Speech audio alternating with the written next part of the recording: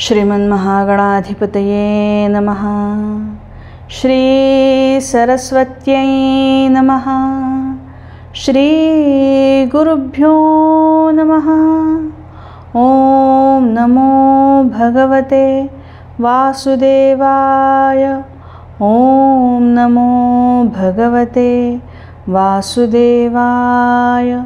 ओम नमो भगवते वासुदेवाय।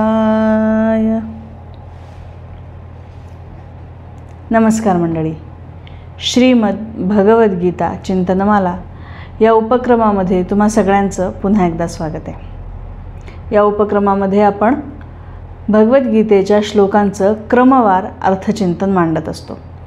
आत्ता कर्मयोग नावाचा तिसरा अध्याय आपला सुरू आहे। या अध्यायातले 24 श्लोक आपले पाहून झालेले आहेत मागच्या भागापर्यंत। आज त्याच्या पुढचे आपण त्याच्या पुढचे श्लोक आपण काही आज बघणार आहोत। आत्तापर्यंत कर्मयोगामध्ये विषय काय आला तर कर्माची अनिवार्यता भगवंतांनी सांगितली, कर्माशिवाय तुम्ही राहू शकत नाही हे सांगितलं। यज्ञार्थ कर्म करा हे सांगितलं, जेणेकरून त्या कर्माचं बंधन होणार नाही। आणि कर्तव्य, अधिकार ह्या सगळ्या गोष्टी स्पष्ट केल्या।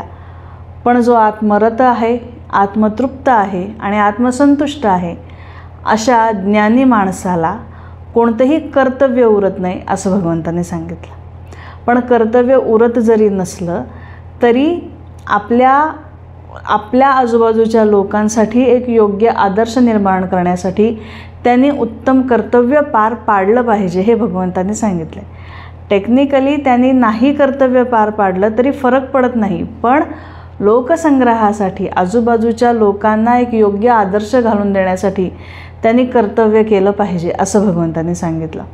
त्यासाठी जनकांचं उदाहरण त्यांनी दिलं आणि त्यानंतर स्वतःचंच उदाहरण भगवंत देतात। नमे पार्थास्ति कर्तव्यं त्रिषु लोकेषु किंचन। ह्या तिन्ही लोकांमध्ये मला कोणतंही कर्तव्य शिल्लक नाही, तरीसुद्धा मी काम करतोय असं भगवंतांनी सांगितलं। आणि त्याचं कारण हेच सांगितलं की मम वर्तमानुवर्तन्ते मनुष्याः पार्थ सर्वशः। मला फॉलो करणारे खूप लोक आहेत आणि मी जर अयोग्य पद्धतीने वागलो तर त्यांचीसुद्धा कर्तव्यच्युती होईल, त्यांच्याकडूनही संकर निर्माण होईल आणि ह्या सगळ्याला मी कारणीभूत ठरेन, कारण त्यांनी मला फॉलो केलं। म्हणून मी योग्य पद्धतीने वागणं गरजेचंच आहे असं भगवंतांनी सांगितलं। असा भाग आपला 24व्या श्लोकापर्यंत पाहून झाला। त्यापुढचे श्लोक आपण आज बघणार आहोत। नेहमीप्रमाणे श्लोक आधी म्हणून घेऊयात आणि मग अर्थचिंतन करूयात। तर आजचे श्लोक असे आहेत। सक्ताः कर्मण्य विद्वांसो यथा कुर्वन्ति भारत, कुर्याद् विद्वांस्तथा सक्तश्चिकीर्षुर्लोकसंग्रहं, न बुद्धिभेदैः जनयेदज्ञानां कर्मसंगिनां, जोषयेत् सर्वकर्माणि विद्वान् युक्तः समाचरन्, प्रकृतेः क्रियमाणानि गुणैः कर्माणि सर्वशः, अहंकारविमूढात्मा कर्ताहमिति मन्यते, तत्त्ववित्तु महाबाहो गुणकर्मविभागयोः, गुणागुणेषु वर्तन्त इति मत्वा न सज्जते, प्रकृतेर्गुणसम्मूढाः सज्जन्ते गुणकर्मसु, तान् कृत्स्नविदो मन्दान् कृत्स्नविन्न विचालयेत्, मयि सर्वाणि कर्माणि सन्न्यस्याध्यात्मचेतसा, निराशीर्निर्ममो भूत्वा युध्यस्व विगतज्वरः, ये मे मतमिदं नित्यमनुतिष्ठन्ति मानवाः, श्रद्धावन्तो न सूयन्तो मुच्यन्ते तेऽपि कर्मभिः, ये त्वेतदभ्यसूयन्तो नानुतिष्ठन्ति मे मतम्, सर्वज्ञानविमूढांस्तान् विद्धि नष्टान् चेतसः। तर भगवंत 25व्या श्लोकामध्ये असं म्हणतात, जो आधीचा विषय सुरू आहे की ज्ञानी मनुष्यांनी कर्तव्य उरत नसलं तरीसुद्धा योग्य पद्धतीने कर्म केलं पाहिजे, तोच विषय अजून पुढे सुरू आहे। भगवंत म्हणाले सक्ताः म्हणजे जो आसक्त आहे, जो या संसारामध्ये आसक्त आहे आणि प्रकृतीकडून त्याला कुठल्या ना कुठल्या गोष्टीची सतत अपेक्षा आहे, प्रकृतीला जो खरं मानतोय त्याला सक्तः असा शब्द वापरलेला आहे. सक्तः कर्मणी अविद्वांसो. विद्वांस म्हणजे ज्ञानी आणि अविद्वांस म्हणजे अज्ञानी. यथा कुर्वन्ति भारत. हे भारत, हे अर्जुना, ज्याप्रमाणे अज्ञानी लोक आसक्त होऊन काम करतात, कुर्यात विद्वान तथा असक्तः.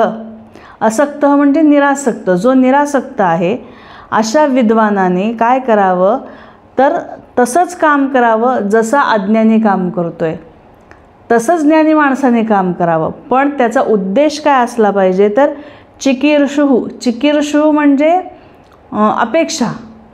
कसली अपेक्षा असली पाहिजे ज्ञानी मनुष्याला तर लोकसंग्रहम. आणि लोकसंग्रहाचा अर्थ आपण मागच्या भागामध्ये बघितला की अयोग्य मार्गावर जाणाऱ्या लोकांना तिथून परावृत्त करून योग्य मार्गावर आणणे, याला लोकसंग्रह म्हणायचं. तर ज्या पद्धतीने अज्ञानी मनुष्य संसारामध्ये लिप्त होऊन अगदी मनापासून हिरिरीने काम करत असतो कर्मफलाच्या अपेक्षेने, त्याच पद्धतीने अगदी तेवढ्याच हिरिरीने ज्ञानी मनुष्याने सुद्धा काम केलं पाहिजे. फक्त जसा अज्ञानी मनुष्य लिप्त होतो, आसक्त होतो, तसा आसक्त न होता निरासक्त होऊन लोकसंग्रहासाठी, लोकांना योग्य मार्ग दाखवण्यासाठी म्हणून त्यांनी काम केलं पाहिजे. तर अज्ञानी आणि ज्ञानी, व्यवहारामध्ये ज्ञानी आणि अज्ञानी म्हणतो ते वेगळ्या अर्थाने म्हणतो. व्यवहारामध्ये कुठलंही काम त्या कामाचं ज्ञान असल्याशिवाय आपण करू शकत नाही. म्हणजे अगदी शेती जरी करायची असेल तरी शेती सगळ्यांना करता येत नाही. शेती कशी करायची याचं ज्ञान आधी असावं लागतं, तेव्हाच शेती करता येते. डॉक्टर व्हायचं असेल तर मेडिकलचं ज्ञान तुम्हाला पाहिजे. इंजिनियर व्हायचं तर त्या क्षेत्रातलं ज्ञान तुम्हाला पाहिजे. म्हणून व्यवहारातलं ज्ञान जेव्हा आपण म्हणतो की एखाद्या क्षेत्रात जेव्हा आपल्याला काम करायचं असतं तेव्हा त्या क्षेत्रातलं ज्ञान आपल्याला हवं असतं आणि ते ज्ञान असेल तरच आपण त्या क्षेत्रात काम करू शकतो, आणि नसेल तर त्या क्षेत्राबद्दल आपण अज्ञानी आहोत असं म्हणतो आपण. पण वेदांतशास्त्राप्रमाणे ज्ञानी आणि अज्ञानी कशाला म्हणायचं तर जो आत्मस्वरूपामध्ये स्थित झाला आहे तो ज्ञानी आणि इतर सगळे अज्ञानी. त्यामुळे इथे अज्ञानी जे म्हटलेलं आहे ते त्या क्षेत्रापुरता अज्ञानी असं नाही म्हटलेलं आहे. त्या क्षेत्रातलं त्याला ज्ञान असतंच. एक व्यवहारामध्ये जेव्हा काम करतो तेव्हा त्या क्षेत्रातलं ज्ञान असतंच, तरीसुद्धा वेदांताच्या दृष्टीने त्याला अज्ञानी म्हटलं जातं, कारण तो आत्मस्वरूपामध्ये स्थित झालेला नाही आहे, त्याला आत्मबोध झालेला नाही आहे, म्हणून तो अज्ञानी. म्हणजे थोडक्यात सकाम कर्म करणारा मनुष्य म्हणजे अज्ञानी आणि निष्काम कर्म करणारा मनुष्य म्हणजे ज्ञानी, असं आपण थोडक्यात इथे समजू शकतो.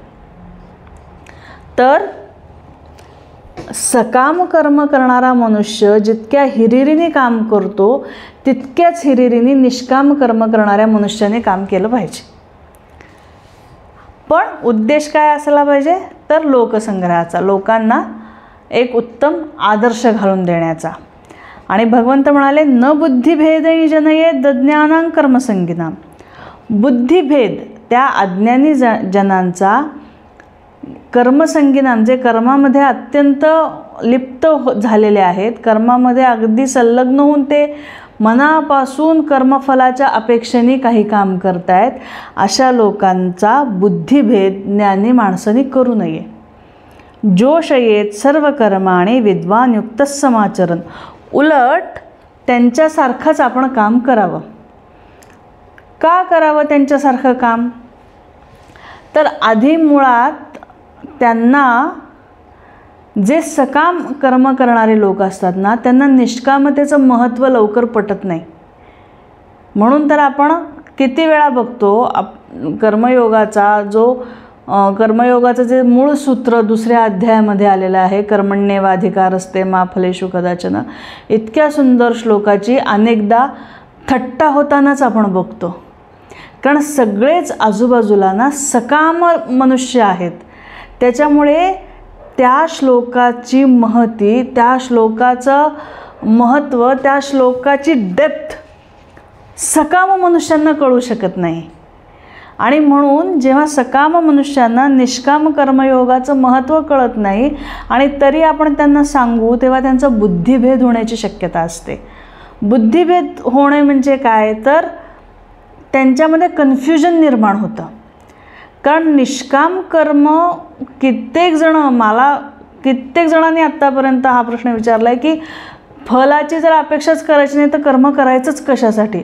हा आजकालच्या तरुण पिढीमध्ये खूप विषय चेष्टेचा आणि याचा ठरलेला आहे. फलाची अपेक्षा करायची नाही म्हणजे आपण करू शकत नाही हे लक्षात येत नाही. म्हणून याच्यासाठी ज्ञानोबा असं म्हणतात की ज्या तान्ह्या बाळांना आईचं दूध पचायला सुद्धा कष्ट पडत आहेत त्यांना पक्वान्न देऊ नये. ज्यांना सकाम कर्म इतकं आतपर्यंत उतरलेलं आहे त्यांना निष्काम कर्माची महती कळणारच नाही लगेच. त्याच्यामुळे त्यांना फलावरची अपेक्षा सोडा किंवा फलाच्या अपेक्षेने काम करू नका. त्या फलाच्या अपेक्षेने जर तुम्ही काम केलं तर तुम्ही पुन्हा पुन्हा जन्ममृत्यूच्या फेऱ्यात अडकाल. त्याच्यापेक्षा फक्तच कर्म करा आणि कष्ट घेत राहा, काही कोणाकडनं अपेक्षा ठेवू नका, हे सगळं तुम्हाला बंधनात टाकणारं आहे वगैरे वगैरे वगैरे. जर आपण असं त्यांना निष्काम कर्मयोग सांगायला लागलो तर त्यांच्यामध्ये कन्फ्युजन निर्माण होतं. आणि कन्फ्युजन निर्माण झाल्यामुळे मनामधली आसक्ती लगेच जात नाही. कारण त्याचा इतका जुना संस्कार आहे चित्तावर की फलासाठी काम करणे याचा इतका जुना संस्कार आहे की फलासक्ती तर जाणार नाही. उलट काय होईल, कर्म जे मनापासून करतायत ना त्याच्यावरची निष्ठा कमी होईल. कारण सकाम मनुष्य जो असतो ना तो इतका चोखपणे कर्म करत असतो, त्याचं इतकं ठाम मत असतं की मी इतकं व्यवस्थित असं ह्या पद्धतीने चोखपणे जर मी काम केलं तर मला असंच इतकं छान चोखपणे कर्मफल मिळणार आहे, ही त्याची श्रद्धा असते, ही त्याची निष्ठा असते. आणि म्हणून तो कर्मामध्ये अजिबात कसूर करत नाही. अत्यंत मनापासून सगळी कर्म खूप छान पार पाडतो कारण त्याला कर्मफलाची अपेक्षा असते. पण जेव्हा तुम्ही त्याची अजून मानसिक तयारी झालेली नसताना निष्काम कर्माचा उपदेश करता तेव्हा फलासक्ती तर जात नाही पण कर्मावरची निष्ठा कमी होते आणि जे चोखपणे तो काम करत असतो ना त्याच्यामध्ये कमी येते आणि त्याला कर्तव्यच्युतीचा दोष लागतो. म्हणजे आसक्ती तर कमी झालीच नाही, उलट कर्म जे योग्य पद्धतीने करत होता ना तेही चुकलं आणि कर्तव्यच्युतीचा दोष लागला. म्हणजे दोन्हीकडून नुकसान झालं. आणि हे नुकसान कशामुळे होतं तर त्याची मानसिक तयारी नसताना, त्याची बौद्धिक तयारी नसताना त्याला जर निष्काम कर्माचा उपदेश दिला तर त्याच्यामध्ये हे कन्फ्युजन होण्याची शक्यता असते. आणि म्हणून भगवंत म्हणतात की अशा लोकांचा बुद्धिभेद करू नका. उलट त्यांच्या बरोबरीने ते जितक्या चोखपणे काम करतायत त्यांच्याबरोबर राहून तितक्याच चोखपणे काम तुम्ही करा. ते सकामतेने करतायत, तुम्ही निष्कामतेने करा. तितक्याच हिरिरीने करा, तितक्याच चोखपणे काम करा. त्यांच्यामध्ये मिसळून जा आणि तुमच्या निष्कामतेचा प्रभाव हळूहळू त्यांच्यावर पडू द्या. एकदम त्यांना हे झेपणार नाही आहे. आणि जेव्हा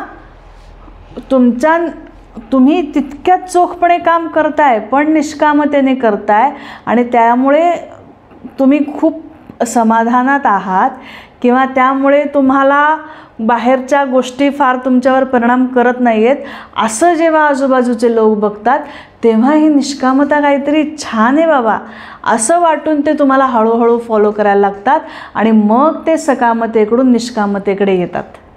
पण एकदम त्यांना निष्कामतेचा उपदेश करून झेपत नाही. त्यांना तसं आधी वागून दाखवावं लागतं. आणि म्हणून ज्ञानी माणसांनी किंवा निष्काम मनुष्यांनी सकाम मनुष्यांमध्ये त्या लोकांमध्ये राहून त्यांच्या पद्धतीनेच काम करून त्यांच्यातलाच एक होत जाऊन हळूहळू निष्कामता त्यांच्यामध्ये त्याचा प्रचार करायचा असतो. आणि आपण श्रीकृष्णांचं चरित्र जेव्हा बघतो तेव्हा आपल्या लक्षात येतं की संपूर्ण आयुष्यामध्ये भगवंतांनी इतक्या सुंदरपणे निष्कामता करून दाखवलेली आहे. अगदी लहानपणापासून ते संपूर्ण आयुष्यामध्ये जिथे जिथे गेलेले आहेत भगवंत, कधी गोकुळात राहिले, कधी मथुरेमध्ये राहिले, कधी द्वारकेमध्ये राहिले, प्रत्येक ठिकाणी त्यांनी इतक्या सुंदरपणे निष्कामतेचा एक ऑरा तयार केला, एक माहोल तयार केला की हळूहळू सकाम लोकंसुद्धा निष्कामतेकडे त्यांच्याकडे बघून वळाले, कारण तो एक मार्ग त्यांनी घालून दिला. आणि म्हणून गोकुळामध्ये तर आपण बघतो ना की किती त्यांच्यासारखेच होऊन राहिले होते भगवंत.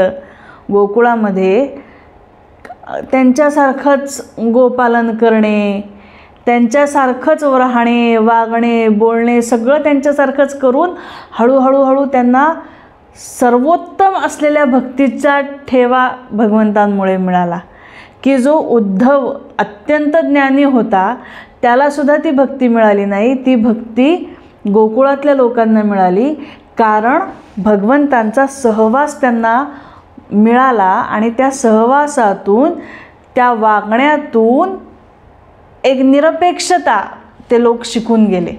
आणि हेच ज्ञानी माणसाचं काम आहे, आपल्या आजूबाजूच्या लोकांना निरपेक्ष आपल्या वागण्याने ते करत असतात. आणि म्हणून परमात्मा श्रीकृष्ण, परब्रह्मस्वरूप असलेला श्रीकृष्ण जेव्हा गोकुळामध्ये हे सगळं लीला करतो, म्हणून भगवंतांच्या लीला म्हणतो आपण, खेळासारखा खेळतात. लीला आहे, खेळ आहे सगळा त्यांचं आयुष्य म्हणजे. तर जेव्हा ह्या लीला करतात भगवंत, त्या सगळ्या गोष्टीवर आधारित नामदेव महाराजांनी एक गवळण लिहिली. आणि नामदेव महाराज म्हणाले, परब्रह्म निष्काम तो हा गवळिया घरी, वाक्या वाळे अंधकृष्ण नवनीत चोरी, म्हणती गवळणी हरीची पाऊले धरा, हरीची पाऊले धरा, रांगत रांगत येतो हरिहा राजमंदिरा,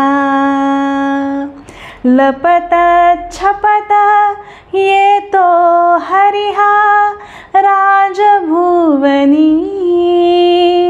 नंदासी टाकोनी आपण बैसे सिंहासनी, तो हा परब्रह्म निष्काम तो हा गवळिया घरी, वाक्या वाळे अंधकृष्ण नवनीत चोरी, सापडला देव्हारी याला बांधा दाव्यानी, हरीला बांधा दाव्यानी, शंख चक्र गदा पद्म शारंग पाणी, बहुता कष्टे बहुता पुण्ये जोडलो देवा, अनंत पवाडे गाती तुमचे ना कळती मावा, नामा म्हणे केशवा केशवा, नामा म्हणे केशवा केशवा, नामा म्हणे केशवा, होजी तुम्ही दातारा, जन्मोजन्मी द्यावी तुमची चरण सेवा, तो हा परब्रह्म निष्काम तो हा गवळिया घरी, वाक्या वाळे अंधकृष्ण नवनीत चोरी, तो हा परब्रह्म निष्काम तो हा परब्रह्म निष्काम तो हा परब्रह्म निष्काम तो हा. तो परब्रह्म निष्कामतेने गवळीया घरी राहिला आणि तिथे त्यांनी निष्कामता किंवा प्रेम, जिव्हाळा ह्याचा संदेश सगळ्यांपर्यंत पोहोचवला. आणि हे ज्ञानी माणसाचं काम आहे. बुद्धिभेद न करता क्रमाक्रमाने हळूहळू प्रेमाने त्यांना सकामतेकडून निष्कामतेकडे न्यायची आवश्यकता असते. आणि त्यासाठी ज्ञानी माणसाने कार्यरत राहायचं असतं. स्वतःसाठी काहीही इच्छा नसेल, अपेक्षा नसेल तरी इतरांसाठी ज्ञानी माणसांनी हे करत राहायचं असतं, असं भगवंतांनी इथे सांगितलेलं आहे. आता पुढचे जे श्लोक आहेत, ह्या श्लोकामध्ये भगवंतांनी प्रकृतीचा स्वभाव सांगितला आहे किंवा प्रकृतीच्या गुणधर्माबद्दल भगवंत इथे बोलत आहेत. प्रकृते क्रियमाणानी गुणैः कर्माणि सर्वशः. ही जी प्रकृती आहे, ही प्रकृती कशी आहे तर त्रिगुणात्मिका आहे. आणि ते जे 3 गुण आहेत त्या गुणांनी ही सगळी प्रकृती चालते. त्या गुणांच्या प्रभावाने ही सगळी प्रकृती चालते. सगळी कर्म प्रकृतीमधली ह्या 3 गुणांच्या आधिपत्याखाली होत आहेत. अहंकार विमूढात्मा कर्ताहमिति मन्यते. सगळं होते 3 गुणांमार्फत, पण अहंकार मात्र म्हणतोय की मी केलं. अहंकार विमूढात्मा कर्ता अहम इति मन्यते. असं मानतो, मी कर्ता आहे असं मानतो. आता अहंकार म्हणजे काय हे आधी आपल्याला समजून घेतलं पाहिजे.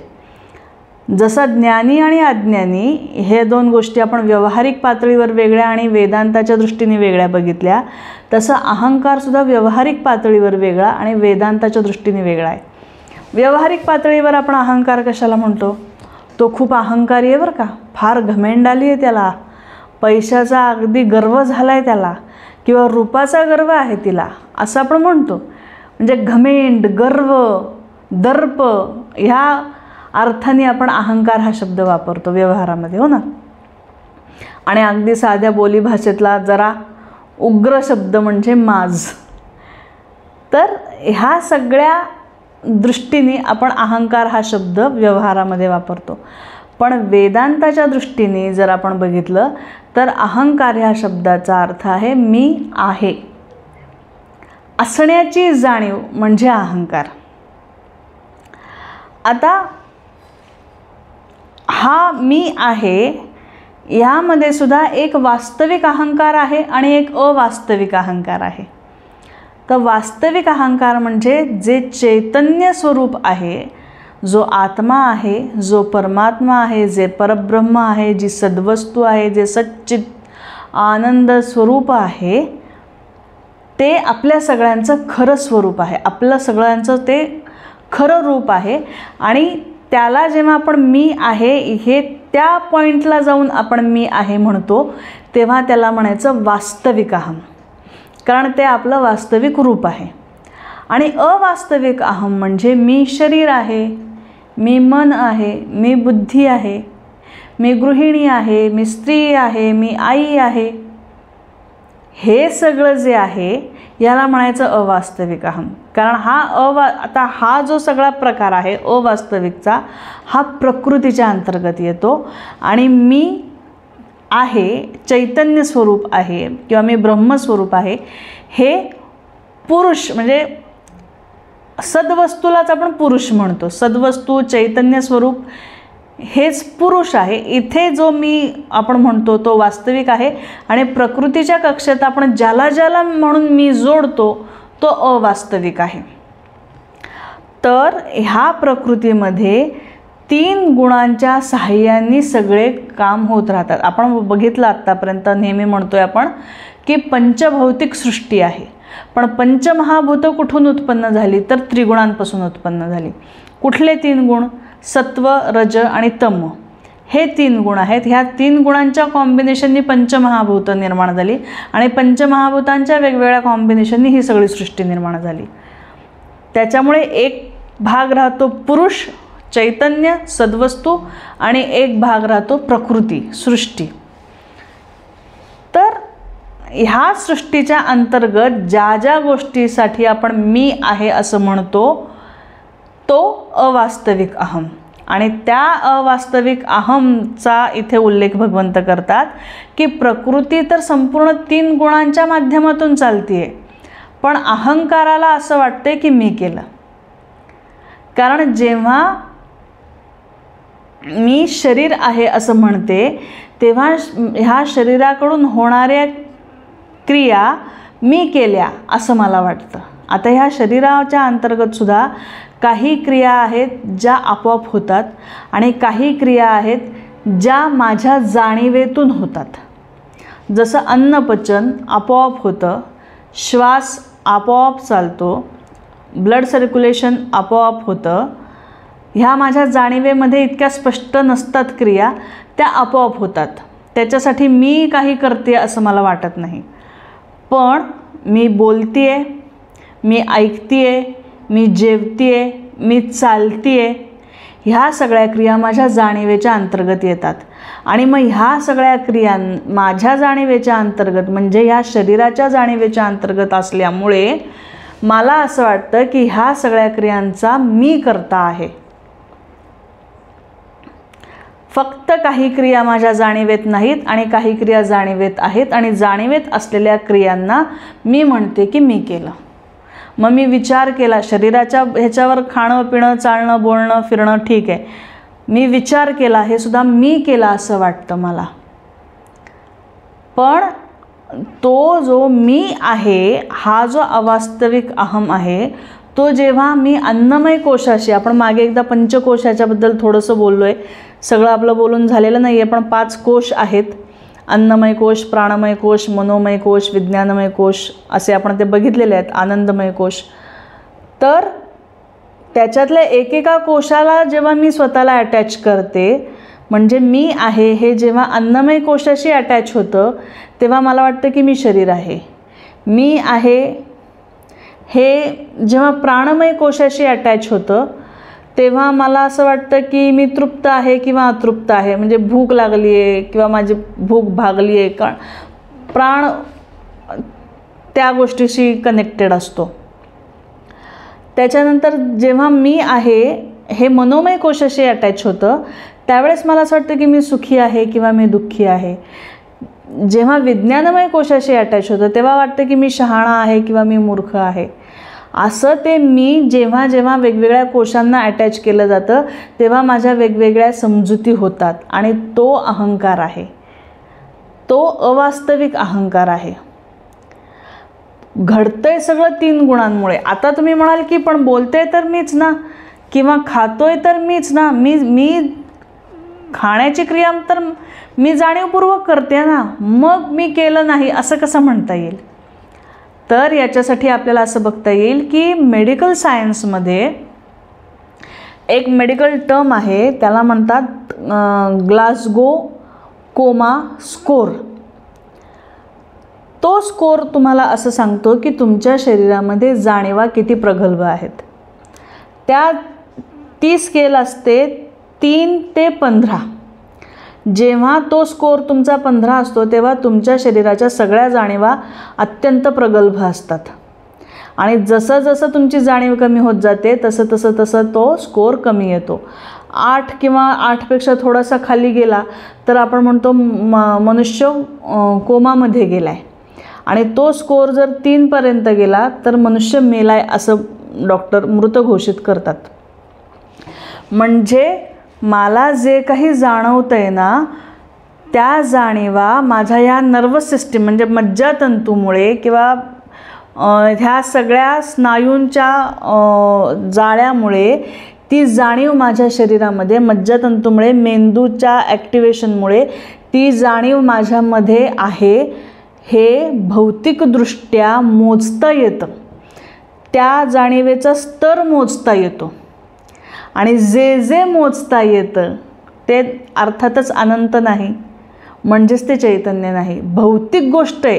माझ्या शरीरातर्फे ज्या ज्या गोष्टींची मला जाणीव होते ना ते सगळं भौतिक आहे, कारण ते भौतिक मोजमाप करता येतं त्याचं. जसं माझ्या शरीराचं टेम्परेचर मला मोजता येतं, माझ्या शरीराचा रक्तदाब मला मोजता येतो, तसं माझ्या शरीराच्या जाणीवासुद्धा मोजता येतात.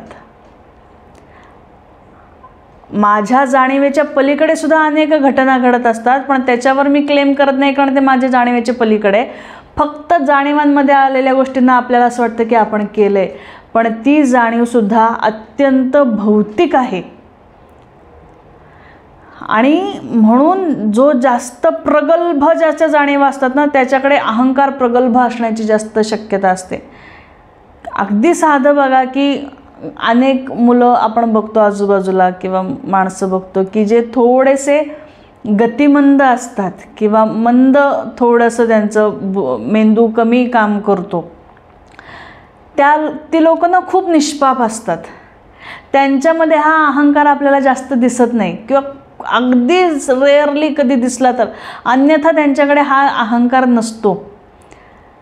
कारण त्या जाणीवेतनं ते करतायत, ती जी जाणीव स्ट्रॉंग असायला पाहिजे ती जाणीव त्यांच्याकडे कमी आहे, आणि म्हणून ते खूप निष्पाप निरागस असतात. म्हणजे ती पूर्णतः मी करतोय ही जी जाणीव आहे ना, ही पूर्णतः भौतिक आहे, आणि ती तुमच्या मज्जा संस्थेच्या क्षमतेवर तुमची ती जाणीव असते. त्याच्यामुळे त्या क्षमतेला आपण मी करतोय असं समजतो. आणि म्हणून म्हणाले की प्रकृते क्रियमाणानी गुणैः कर्माणि सर्वशः. प्रकृतीचे सगळे व्यवहार गुणांमार्फत चालतात, पण अहंकारवश जीव त्याला असं समजतो की हे मी केलं आहे.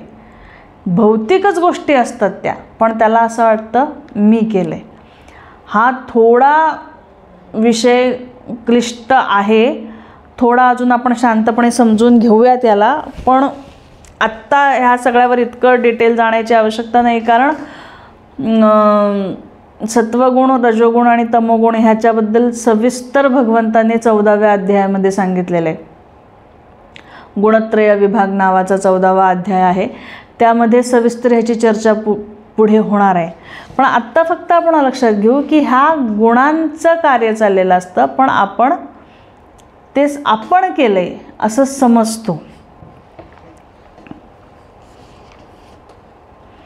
आणि ज्ञानेश्वर महाराज ह्याच्यासाठी असं म्हणतात, देखे पुढिलाचे ओझे, जरी आपुला माथा घेईजे, तरी सांगे कान दाटीजे धनुर्धरा. म्हणजे दुसऱ्याचं ओझं जर तुम्ही तुमच्या डोक्यावर घेतलं तर तुमची मान अवघडणार नाही का, असं ज्ञानोबा म्हणाले. प्रकृतीच्या क्रिया आहेत त्याला तुम्ही तुमच्या म्हणताय आणि मग तुम्ही ह्या सगळ्या बंधनामध्ये अडकतात, हे मूर्खपणाचं नाही आहे का, असं ज्ञानोबांनी इथे म्हणाले. म्हणजे ते एक हिंदी गाणं आहे ना, बेगानी शादी में अब्दुल्ला दिवाना. खेळ चाललाय प्रकृतीचा, पण अहंकार म्हणतोय मी केलंय मी केलंय. बेगानी शादी में अब्दुल्ला दिवाना असं सध्या आपलं चालू आहे. प्रकृतीच्या खेळामध्ये आपणच काही गोष्टी करतोय असं आपल्याला वाटतंय. पुढच्या श्लोकामध्ये भगवंत म्हणाले, तत्ववित्तु महाबाहो गुणकर्म विभागयोः. तत्व ह्या गुणांना ज्यांनी तत्वानी जाणलं, तत्वविद हे तत्व ज्यांनी जाणलं, कुठलं, गुणकर्म विभागयोः. हे प्रकृतीचे 3 गुण आहेत आणि त्या 3 गुणांच्या एकमेकांमध्ये ॲक्शन रिॲक्शन सतत चालू आहेत, त्याला कर्म म्हणायचं. किंवा त्या ज्या क्रिया आहेत, गुण आहेत हा गुणविभाग, आणि त्या गुणांच्या एकमेकांमध्ये रिॲक्शन होते हा कर्मविभाग. ह्या गुणविभागाला आणि ह्या कर्मविभागाला ज्याने तत्वतः जाणलं, गुणागुणेषु वर्तन्त इति मत्वा न सज्जते. आणि ज्यांनी हे जाणलं की गुणच गुणामध्ये वर्तत आहेत, म्हणजे गुणांचाच खेळ चाललेला आहे, दुसरं काहीच नाही आहे, गुणच गुणामध्ये वेगवेगळे खेळ करतायत, असं ज्यांनी जाणलं, इति मत्वा न सज्जते, तो ह्या प्रकृतीमध्ये आसक्त होत नाही. ज्यांनी प्रकृतीचा हा खेळ जाणला तो ह्या प्रकृतीमध्ये आसक्त होत नाही. आता प्रकृतीचा खेळ जाणला तो कसा जाणला, किंवा त्याच्यासाठी आपण वेदांताची अजून एक संकल्पना बघूयात. त्याला त्रिपुटी असं म्हणतात. त्रिपुटी म्हणजे काय, तर त्याच्यामध्ये 3 गोष्टींचा समावेश असतो. म्हणजे ही पेन्सिल आहे आणि मी ह्या पेन्सिलकडे बघते, तर पेन्सिल झालं दृश्य, मी बघते म्हणून मी झाले द्रष्टा, आणि बघण्याची जी क्रिया आहे त्याला म्हणायचं दर्शन. दृश्य, द्रष्टा आणि दर्शन याला म्हणायचं त्रिपुटी. ह्या संपूर्ण विश्वामध्ये सगळ्या क्रिया त्रिपुटीच्या अंतर्गत येतात. म्हणजे समजा मी जेवण करते, तर अन्नपदार्थ झाले भोज्य, मी झाले भोक्ता आणि क्रिया झाली भोजन. मी ध्यानाला बसली आहे, तर परमेश्वराचं जर मी विष्णूचं ध्यान करते, तर विष्णू झाले ध्येय, मी झाले ध्याता आणि प्रक्रिया झाली ध्यान. ह्याच सगळ्या त्रिपुटीमध्ये हे संपूर्ण विश्व येतं. मग ह्या प्रकृतीला जर बघायचं असेल, ह्या प्रकृतीच्या ह्या गुणांचा खेळ जर बघायचा असेल, आणि मुळात ही पेन्सिल जर मला बघायची असेल, तर माझ्या मते आणि ह्या पेन्सिलमध्ये एक ठराविक अंतर असावं लागेल, तरच मला ही दिसेल. एका ठराविक अंतरावरूनच मी ह्या पेन्सिलचं संपूर्ण अवलोकन करू शकते. अगदी जवळ आली पेन्सिल तर मला तिचं संपूर्ण यथार्थपणे अवलोकन करता येणार नाही. म्हणून जर ह्या प्रकृतीचं तुम्हाला अवलोकन करायचं असेल, तर प्रकृतीपासून तुम्हाला थोडंसं लांब गेलं पाहिजे आणि मग प्रकृतीकडे बघितलं पाहिजे. आणि मग जेव्हा तुम्ही एका अंतरावरून ह्या प्रकृतीला बघाल, म्हणजे जेव्हा तुम्ही द्रष्टा व्हाल, म्हणजे जे चैतन्य आहे ते द्रष्टा होईल, पुरुष द्रष्टा होईल आणि प्रकृतीकडे बघेल, तेव्हा प्रकृतीचा हा खेळ सगळा कळेल. प्रकृतीमध्ये राहून प्रकृतीचा खेळ कळत नाही. प्रकृतीपासून थोडंसं लांब येऊन स्वरूपामध्ये स्थित होऊन एका अंतरावरून जेव्हा आपण बघू, द्रष्टा जेव्हा दृश्यापासून थोडा लांब असेल, तेव्हा त्याचं यथार्थपणे दर्शन करता येईल. म्हणून जर ह्या प्रकृतीचे 3 गुण मला दिसत आहेत, ह्या प्रकृतीचे ते 3 गुणांचा खेळ जर मला कळत असेल, तर जे पहिल्यांदा सांगितलं होतं भगवंतांनी, निस्त्रैगुण्यो भवार्जुन, ह्या 3 गुणांच्या पलीकडे गेल्याशिवाय ह्या 3 गुणांचा खेळ एका अंतरावरनं मला बघता येणार नाही आहे. म्हणून जो ज्ञानी मनुष्य असतो, तो स्वरूपामध्ये स्थित झाल्यानंतर त्याला ह्या प्रकृतीचा खेळ कळतो आणि त्याचं अनुसरण आपण करून त्या पद्धतीने वागण्याचा प्रयत्न करून हळूहळू आपणही प्रकृतीच्या बाहेर पडून स्वरूपामध्ये स्थित होऊन एका अंतरावरून त्या प्रकृतीला बघू शकतो. प्रकृतीला जाणण्यासाठी प्रकृतीपासून थोडंसं लांब जाण्याची आवश्यकता आहे. लांब गेल्याशिवाय जाणू शकत नाही. आणि स्वरूपाला जाणण्यासाठी स्वरूपाशी एकरूप होण्याची आवश्यकता आहे. स्वरूपामध्ये एकरूप झाल्याशिवाय स्वरूपाचा द्रष्टा आपण होऊ शकत नाही. स्वरूपामध्ये एकरूप झाल्याशिवाय स्वरूप कळत नाही आणि प्रकृतीपासून वेगळं झाल्याशिवाय प्रकृती कळत नाही. तर असा जो ज्ञानी मनुष्य आहे, जो स्वरूपामध्ये स्थित होऊन प्रकृतीकडे एका अंतरावरून बघतोय, तो तत्वविद आहे आणि त्याला हा सगळा खेळ कळतोय आणि म्हणून तो ह्या खेळामध्ये लिप्त होत नाही. हेवी आहे. हळूहळू आपण, कारण काय, आपण वेदांताचा अभ्यास करतोय, आपण कुठल्याही साध्या एखाद्या ग्रंथाचा अभ्यास करत नाही आहोत. गीता हा अत्यंत महत्त्वाचा आणि अत्यंत तुमच्या सगळ्या संकल्पना स्वच्छ करणारा ग्रंथ आहे. ग्रंथ म्हणजे काय, तुमच्या सगळ्या ग्रंथी जो सोडवतो तो ग्रंथ. आणि आपल्या इतक्या ग्रंथी आहेत, आपण इतक्या वेगवेगळ्या गोष्टीमध्ये अडकलेलो आहोत की त्या ग्रंथी सोडवण्यासाठी आपल्याला खूप अलर्ट होऊन गीतेचा अभ्यास करावा लागणार आहे. थोडं कधी कधी जड वाटेल, थोडंसं वाटेल की अरे नाही हे कळत नाही आहे, गॅप घ्यायचा, पुन्हा पुन्हा त्याच्यावर चिंतन करायचं, मग पुढे जायचं. घाईघाईनी पटापट, काय एक कविता आहे, खाल्लेले आधी पचायला हवे, अशी काहीतरी, कधीतरी वेड्यागत वागायला हवे, अशी काहीतरी संदीप खरेची कविता आहे. तर हे श्लोक ना खूप वेळा वाचून, खूप वेळा ऐकून, खूप वेळा चिंतन केल्याशिवाय त्याचं सार आपल्याला कळणार नाही आहे. नुसतं भरभर भरभर सांगणं आणि भरभर ऐकणं आणि आपल्याला कळलं असं होणार नाही आहे. क्लिष्ट आहे आणि खरं तर हा विषय ना स्वतः वाचून समजून घेणं त्या मानाने सोपं आहे. शब्दात मांडणं खरं तर खूप अवघड होतं आहे, कारण शब्दांच्या खूप मर्यादा आहेत. प्रयत्न चालू आहेत, पण तुम्ही स्वतः पुन्हा पुन्हा ह्या श्लोकांचं चिंतन केल्याशिवाय ह्याच्यातली मजा कळणार नाही आहे. आणि मग तुम्हाला त्या सगळ्या गोष्टी आजूबाजूला जेव्हा दिसायला लागतील ना, तेव्हा तो आनंद होणार आहे. थोडंसं होणार आहे हेवी, पण आता शिकायचं आहे आपल्याला म्हटल्यानंतर थोडेसे कष्ट घ्यायला हवेत. पुढच्या श्लोकामध्ये भगवंत म्हणाले, प्रकृतेर गुणसम्मूढा सज्जन्ते गुणकर्मसु तान कृत्स्न विदो मंदान कृत्स्न विन्न विचालयेत.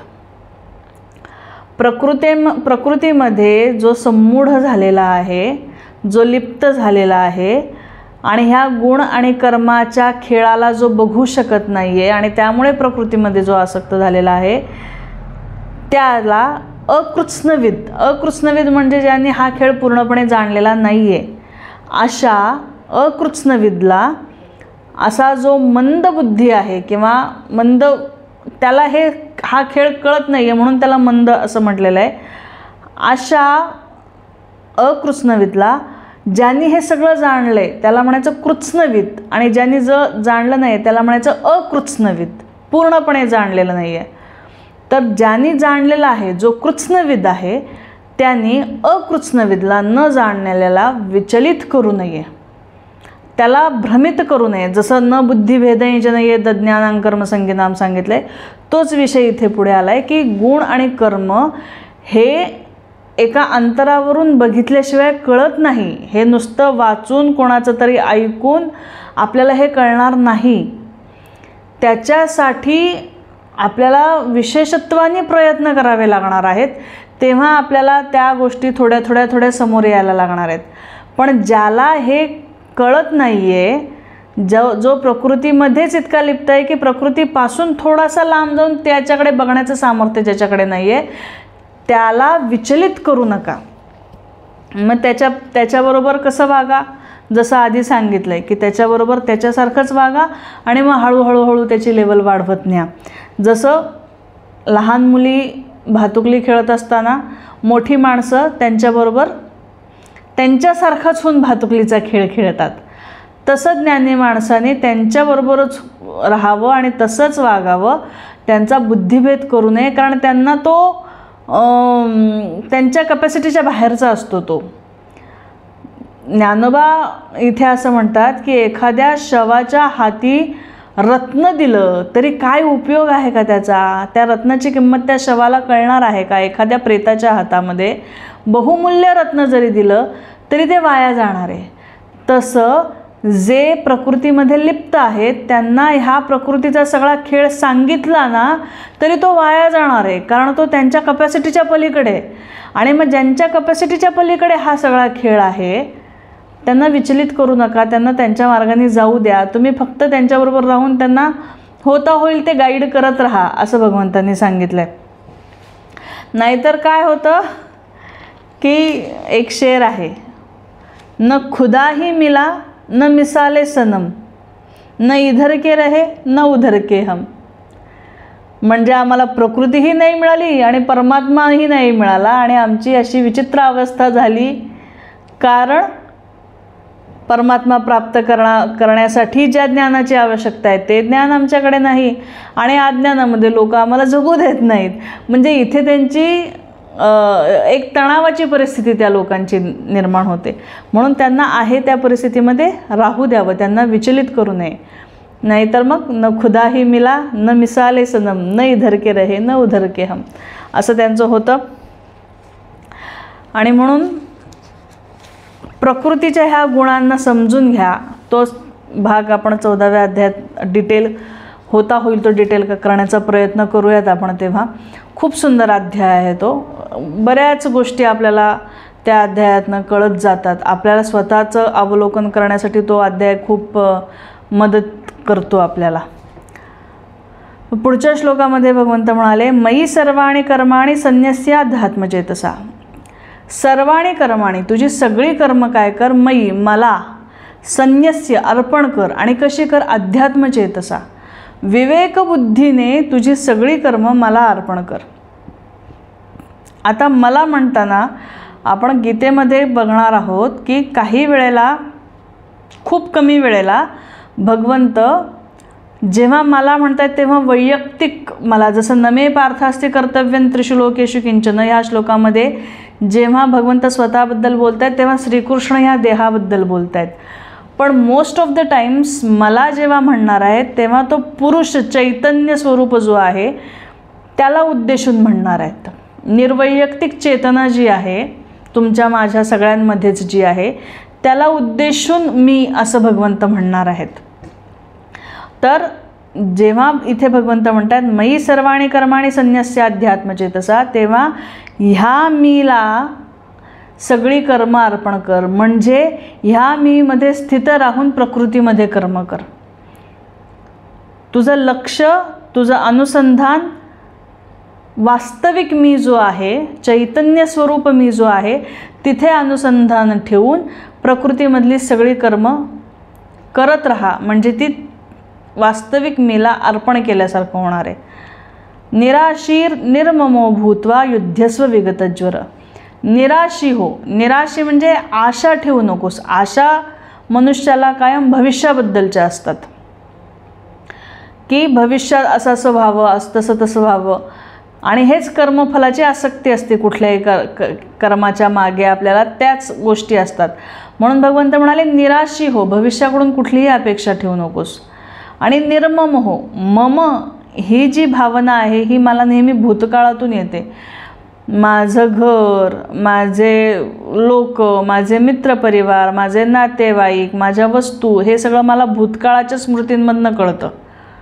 म्हणून निराशी हो म्हणजे भविष्यकाळाचा विचार करू नको, निर्मम हो म्हणजे भूतकाळाचा विचार करू नकोस, आणि निराशीर निर्ममो भूत्वा युध्यस्व विगतज्वर. हा विगतज्वर, ज्वर म्हणजे ताप, संताप, संताप रहित होऊन तू काय कर तर कर्म कर. आता युद्धस्व का, कारण तिथे युद्धाच्या मैदानावर उभे राहिलेले आहेत भगवंत, आणि म्हणून तेव्हा अर्जुनाचं कर्तव्य आहे युद्ध करणं, म्हणून त्याला युद्धस्व सांगितले. पण आपल्यासाठी काय आहे तर तुम्ही जिथे आहात तिथे तुमचं कर्म करा. कसं, संतापरहित होऊन करा.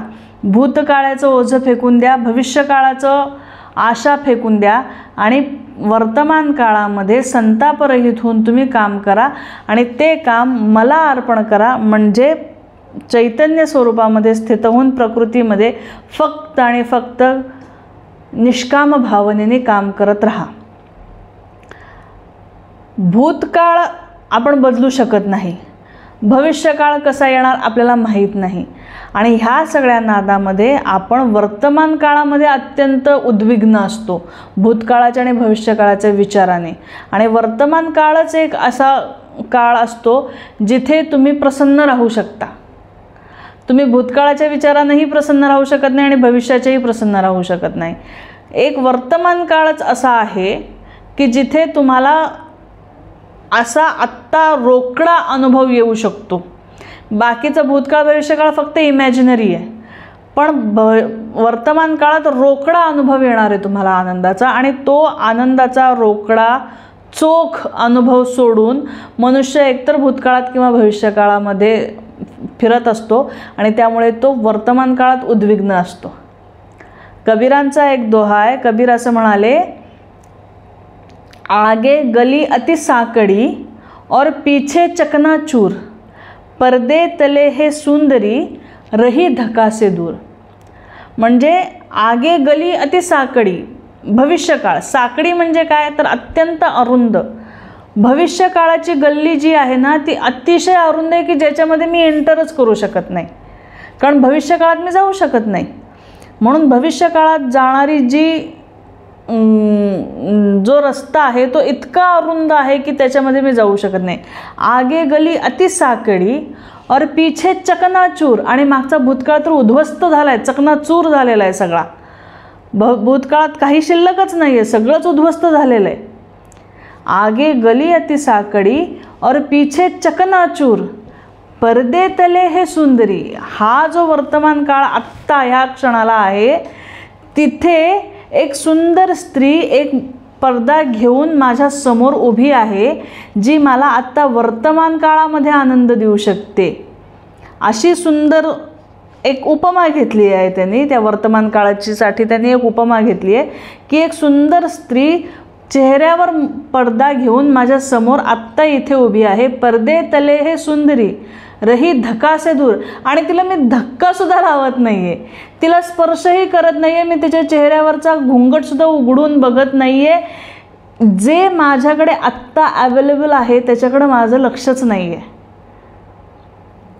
आणि जे मागे पुढे जिथे मी जाऊ शकत नाही त्याचा मी विचार करतो. आणि पर्दे तले ही सुंदरी रही धक्का से दूर. वर्तमान काळातल्या आनंदाला मी धक्कासुद्धा लावत नाही आहे, त्याच्याकडे ढुंकूनही बघत नाही आहे, असं कबीर म्हणाले. आणि तेच भगवंतांना इथे सांगायचे की निराशीर निर्ममो भूत्वा युद्धस्व विगत ज्वर. मागचा आणि पुढचा विचार सोडून दे, संतापरहित होऊन ह्या वर्तमान काळामध्ये तुझ्यासमोर जे काही ठेवलंय ते आनंदाने तू फक्त कर, कर्तव्य म्हणून कर, असा या श्लोकाचा अर्थ आहे. आणि पुढे भगवंत म्हणाले ये मे मतमिदं नित्यं मनुतिष्ठन्ति मानवाः. हे माझं मत आहे. ये मे मतम इदम, इदम हे मत आहे माझं, आणि त्या मताचा नित्यम अनुतिष्ठन्ति मानवाः, जे लोक ह्याचं नित्य अनुष्ठान करतात. आता अनुष्ठान करतात म्हणजे काय? अनुष्ठान आपण प्रयत्नपूर्वक एखादी गोष्ट ठरवतो की इतके इतके दिवस मी अमुक अमुक गोष्ट करीन, त्याला अनुष्ठान म्हणतात. तर माझ्या या मताचं जे नित्य अनुष्ठान करतील, म्हणजे भूतकाळामध्ये आणि भविष्यकाळामध्ये लिप्त न होता वर्तमान काळामध्ये राहा आणि वर्तमान काळामध्ये संतापरहित होऊन कर्तव्य कर्म करा, हे जे माझं मत आहे, हे जे मी सांगितलं आहे, त्याचं नित्य अनुष्ठान जे लोक करतील ते श्रद्धावंतोन सूयंतोष. ते श्रद्धावंत, श्रद्धायुक्त अंतःकरणाने, आणि अनसूयंतो म्हणजे माझ्या या मतामध्ये काही चुकीचं आहे असं ज्यांना वाटत नाही, दोषदृष्टी त्यांच्याकडे नाही आहे, असे जे माझ्या या मताचं अनुष्ठान करतील. अनुष्ठान म्हणजे प्रयत्नपूर्वक करायला लागतात ह्या गोष्टी आपोआप होत नाहीत, कारण मन इतकं फिरत असतं की त्याला आपोआप तो वर्तमानात राहील असं शक्य नाही आहे. त्याच्यामुळे ह्याच्यावर मग शमदमादी षटक जे आहे आपलं, त्याचा वापर करून इंद्रिय दमन आणि मनाचं शमन हे सगळं करून आपल्याला प्रयत्नपूर्वक भगवंताच्या ह्या मताचं अनुष्ठान करावं लागेल. आणि जो असं अनुष्ठान करतो मुच्यन्ते तेपि कर्मभिः, ते कर्मबंधनापासून मुक्त होतात. कसे मुक्त होतील? कारण कर्मफलाची आशा नाही, भविष्यकाळाची चिंता नाही, मागच्या भूतकाळाबद्दल शोक मोह नाही, आणि आता इथे कसलीही अपेक्षा नाही. फक्त संतापरहितून जर तुम्ही काम केलं तर कर्मबंधन होणारच नाही. आणि मग हे जर कर्मबंधन होणार नाही, हे कशामुळे होईल? तर भगवंतांनी जे मत सांगितलेलं आहे निराशीर निर्ममो भूत्वा युद्धस्व विगत ज्वर, ह्याचं जो अनुष्ठान करेल तो कर्मबंधनापासून मोकळा होईल असं भगवंतांनी सांगितलं.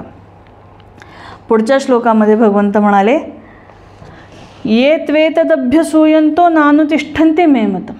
पण जो अभ्यसूयंत म्हणजे जो दोषदृष्टीने माझ्या या मताचं न अनुतिष्ठन्ति अनुष्ठान करणार नाही, सर्वज्ञान विमूढांस्तान, त्या सर्वज्ञान विमूढांस्तान म्हणजे ह्या संसारिक ज्ञानाने जो मोहित झालेला आहे त्याला कसं जाण विद्धी, विद्धी म्हणजे जाण, कसं नष्टान चेतसहा, म्हणजे तो अस्तित्वातच नाही असं मानलं तरी चालेल, किंवा त्याचं थोडक्यात त्याचं पतनच होणार आहे. का पतन होणार आहे? कारण कर्म आणि कर्मफल आणि कर्मविपाक ह्यामध्ये तो अडकणार, पुन्हा पुन्हा जन्ममृत्यूच्या ह्याच्यात फिरत राहणार आणि त्याच्यातच तो नष्ट होणार, किंवा त्याच्यातच तो गुंतून खितपत पडत राहणार आहे. हे सकाम मनुष्याचं भगवंताने सांगितलं. जो निष्कामतेला महत्त्व न देता सकामतेकडेच काम करत राहील तो ह्या जन्ममृत्यूच्या चक्रामध्ये फिरतच राहील, पण भूतकाळ आणि भविष्यकाळाचा फार विचार न करता वर्तमान काळामध्ये समोर आलेलं कर्तव्य उत्तमपणे जो पार पाडेल तो मात्र कर्मबंधनातून मुक्त होईल असं भगवंतांनी सांगितलं आहे. असे श्लोक आजचे आपले पूर्ण झालेले आहेत.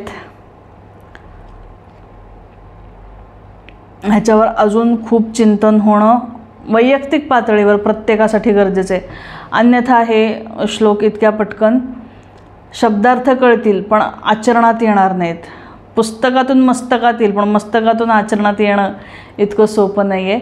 त्याच्यामुळे त्याच्यावर सतत चिंतन प्रत्येकाने वैयक्तिक पातळीवर करत राहणं गरजेचं आहे. तर ह्या शेवटचा जो श्लोक आहे येत्वे तदभ्यसूयंतो नानुतिष्ठन्ति मे मतम, त्याच्यासाठी ज्ञानोबांनी अशी ओवी लिहिली आहे, पतंगा दीपी आलिंगन तेथ त्यासी अचूक मरण, तेवी विषयाचरण आत्मघात. पतंग नावाचा जो कीटक असतो तो दिव्याला बघितल्यानंतर त्याच्यावर धावून जातो आणि तिथे त्याचा मृत्यू होतो. आणि त्या म्हणजे थोडक्यात तो आत्मघात करतो ना. तो कीटक दिव्यावर स्वतःला झोकून देतो आणि आत्मघात करतो. तसंच विषयांचं चिंतन आणि विषयांमध्ये लिप्तता, प्रकृतीमध्ये लिप्तता ज्या मनुष्याची असते तो स्वतःचा आत्मघात करून घेतो. आणि म्हणून नष्टान चेतसा भगवंताने इथे शब्द वापरला आहे. तो नष्टच झाला आहे असं समजावं किंवा त्याचं पतन झालेलं आहे, त्याने स्वतःचा आत्मघातच करून घेतलेला आहे या प्रकृतीचा खेळ न समजून घेऊन. आपण मागच्या भागामध्ये एकदा एक वाक्य मी असं वापरलं होतं की ज्याला ह्या प्रकृतीचं स्वरूप कळलेलं आहे आणि ज्याला स्वतःचं स्वरूप कळलेलं आहे त्याला ज्ञानी म्हणायचं. तर ह्या प्रकृतीचं स्वरूप काय आहे ते भगवंतांनी इथे सांगितलेलं आहे. त्रिगुणात्मिका आहे, 3 गुण एकमेकांमध्ये सारखे, गुणांचा प्रभाव वाढत राहतो. माणसं आपल्या जीवनात सुद्धा आपण रोज सतत याचा अनुभव घेत असतो, फक्त आपली ती दृष्टी विकसित न झाल्यामुळे आपल्याला ते कळत नाही. कधी कधी आपण जपाला बसतो आणि आपल्याला खूप झोप येते. की का झोप येते? नेमका त्यावेळेला तुमच्यामधला तमोगुण ॲक्टिव्ह झालेला असतो आणि तुम्हाला झोप येते. आणि मग आपल्याला गिल्ट येतं की अरे का माझ्याकडनं जपच नीट होत नाही आहे, माझ्याकडून ध्यानच नीट होत नाही आहे. तेव्हा तमोगुण ॲक्टिव्ह झालेला आहे, तेव्हा तुमच्याच्याने साधना होणार नाही आहे. त्याच्यापेक्षा झोपा, फ्रेश व्हा आणि जेव्हा सत्वगुण वर येईल तेव्हा छान पद्धतीने जप उपासना करा. कुठल्या गुणाचा प्रभाव आत्ता आपल्यावर आहे हे आपण ओळखायचं आणि त्याप्रमाणे ती कामं करायची. सत्वगुणाचा विषय की सत्वगुण जेव्हा तुमचा वाढीस लागलेला असतो त्यावेळेस तुम्हाला कुठलीही गोष्ट वाचली की पटकन कळते, चिंतन छान होतं, ज्ञानग्रहण चांगलं होतं तुमचं. हा सत्वगुणाचा किंवा भजनामध्ये, कीर्तनामध्ये, देवपूजेमध्ये मन लागतं, हे सत्वगुणाचा प्रभाव आहे. रजोगुण असे सतत माणूस कामात राहतो. कित्येक माणसं असतात बघा आपल्या आजूबाजूला की शांत बसतच नाहीत. आपल्याशी गप्पा मारायला बसले तरी तेवढ्यात भाजी निवडतील, लसूण सोलतील, कपड्याच्या घड्या घालतील, त्यांच्या हाताला आरामच नसतो. रजोगुण त्यांचा खूप जास्त ॲक्टिव्ह असतो. आणि तमोगुण म्हणजे निद्रा, आळस. आणि ह्या सगळ्याचा प्रत्येकामध्ये ह्याच्यापैकी एक कुठला तरी गुण प्रॉमिनंट असतो, प्रभावशील असतो आणि बाकीचे थोडेसे कमी असतात. पण अधूनमधून वेगवेगळे गुण पॉपअप होत असतात, वर येत असतात आणि त्याप्रमाणे मनुष्य वागत असतो. हा सगळा चिंतनाचा विषय तो बघून आपले गुण कधी कुठले ॲक्टिव्ह होत आहेत त्याप्रमाणे आपण कशी आपली दिनचर्या ठेवायची आहे किंवा आपल्या आजूबाजूच्या लोकांचे कधी कुठले गुण ॲक्टिव्ह होत आहेत आणि त्याप्रमाणे त्यांच्याशी कसं टॅकल करायचं आहे त्यांना, हे सगळं समजून घेतलं तर आयुष्य खूप सोपं होतं. म्हणून प्रकृतीच्या ह्या 3 गुणांचा अभ्यास खूप फायदेशीर ठरतो ह्या प्रकृतीपासून लांब जाण्यासाठी आणि एका अंतरावरून प्रकृतीकडे बघण्यासाठी. तो सगळा अभ्यास भगवंत टप्प्याटप्प्याने पुढे करून घेणारच आहेत आपला. आत्ता फक्त ह्या त्रिगुणाचा आपल्याला इंट्रोडक्शन झालेलं आहे. प्रकृतीचा काय एक गुणधर्म आहे, प्रकृतीचं स्वरूप काय आहे ते इथे भगवंतांनी सांगितलं आहे. आणि आपलं स्वरूप काय आहे, चैतन्य स्वरूप काय आहे, आत्मस्वरूप काय आहे, ते दुसऱ्या अध्यायामध्ये डिटेल आलेलंच आहे. पुन्हा वेळोवेळी त्याचा उल्लेख होणारच आहे, तेव्हा त्याच्यावर पुन्हा एकदा चर्चा करूयात. आज इथेच थांबूयात. कृष्णार्पणमस्तु.